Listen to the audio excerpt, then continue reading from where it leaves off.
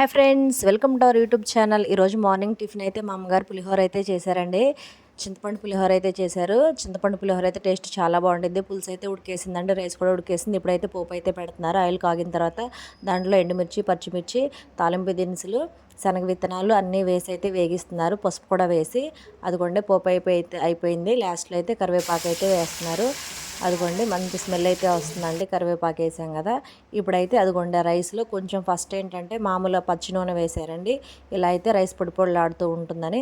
తర్వాత కొంచెం సాల్ట్ వేసి కలిపారు. తర్వాత మనం ఆల్రెడీ ఉడికించి పెట్టుకున్నాం కదా చింతపండు, అదైతే వేసి కలిపారండి. అదిగోండి చింతపండు పులిహోర అయితే టేస్ట్ చాలా బాగుండిద్దండి.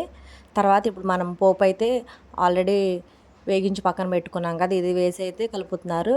పులిహోర అయితే చాలా సింపుల్, అదేవిధంగా టేస్ట్ కూడా చాలా బాగుండిద్దండి. లాస్ట్లో ఫైనల్గా ఒకసారి ఉప్పు పులుపు అయితే చెక్ చేసుకోవాలి. అన్నీ కరెక్ట్గా సరిపోయినాయండి. టేస్ట్ అయితే చాలా బాగుంది. అంతే ఫ్రెండ్స్, ఈ వీడియో కనుక మీకు నచ్చినట్లయితే తప్పకుండా లైక్ చేయండి, షేర్ చేయండి, మర్చిపోకుండా మా ఛానల్ సబ్స్క్రైబ్ చేసుకోండి. Thank you for watching.